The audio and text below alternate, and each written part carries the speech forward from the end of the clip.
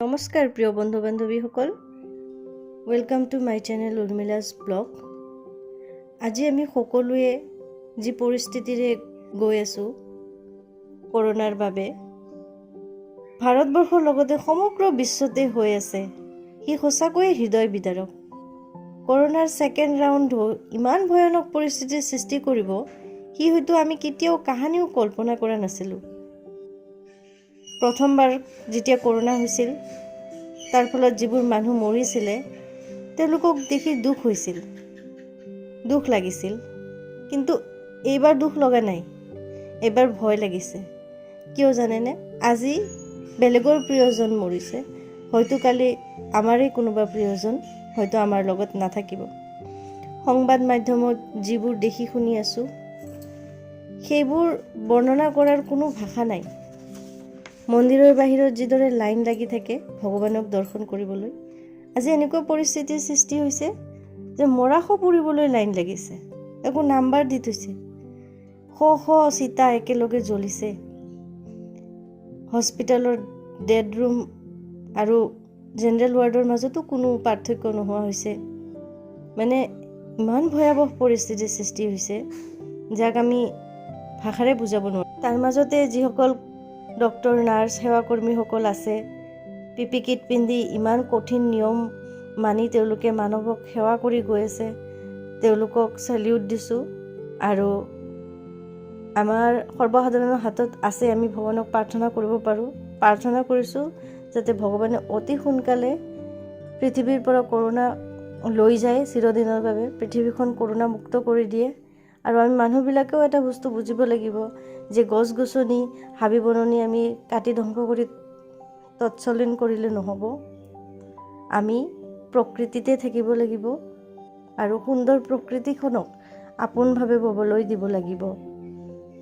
তাৰে অলপ চেষ্টা কৰি আজি এটি কবিতা লিখিবলৈ চেষ্টা কৰিছোঁ। আজিৰ কবিতাৰ মূল শিৰোনাম আজিৰ মানৱ। আশা কৰোঁ আপোনালোকে পঢ়িব আৰু অলপ হ'লেও এই জটিল পৰিস্থিতিত মনটো অলপ হ'লেও ভাল লাগিব। আজিৰ মানৱ। কিয় আজি শান্তি নাই মানৱ সমাজত? চাৰিওফালে জ্বলিছে জুই কৰোনাৰ কবলত। কি হিন্দু, কি মুছলমান, নাই কোনো জাত পাত, যাকেই পাইছে তাকেই গিলিছে, আকৌ কৰোনা আহিছে। নাই কোনো সাৱধানতা, নাই কোনো নীৰৱতা, আছে মাথো হাহাকাৰ, অশ্ৰুধাৰা বৈছে নিৰ্বিকাৰ। কি লৈ গৌৰৱ, কি লৈ হিংসা, মাটিৰ দেহা পৰি থাকিল মাটিৰ লগত, সকলো অহংকাৰ হৈ আছে ছাৰখাৰ। মই শুনিছোঁ এই কৰোনা বোলে বৰ নিষ্ঠুৰ। কি সৰ্বসাধাৰণ, কি মন্ত্ৰী, কি শিল্পী, মৃত্যুৰ ওপৰত ইহঁতৰ কিৰিলি। তথাপিতো দিনে নিশাই যুঁজি গৈছে ডাক্তৰৰ দল, আমাৰ হাততো নাই কোনো বল। কৰোনা নহয় আল্লাহৰ সৃষ্টি, কৰোনা নহয় ঈশ্বৰৰ সৃষ্টি, হয়তো হ'ব পাৰে প্ৰকৃতিৰ বিভীষিকা, হয়তো হ'ব পাৰে মানুহৰ মূৰ্খতা।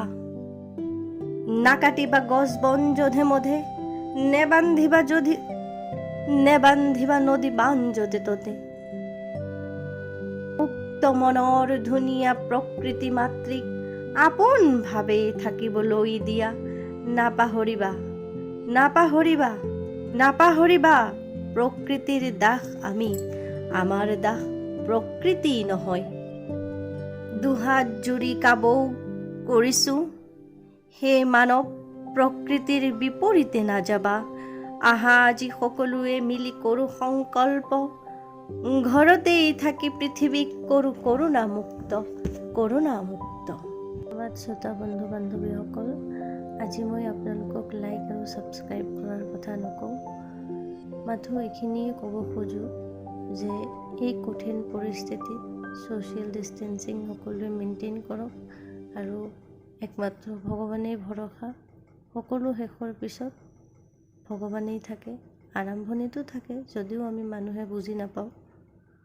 তথাপিতো ভগৱানৰ ওচৰত কামনা কৰোঁ, প্ৰাৰ্থনা কৰোঁ এই হাজাৰ হাজাৰ আত্মাই যেন সদ্গতি লাভ কৰে আৰু অতি সোনকালে যেন ভগৱানে এই আমাৰ ধুনীয়া পৃথিৱীখনক কৰোণামুক্ত কৰে।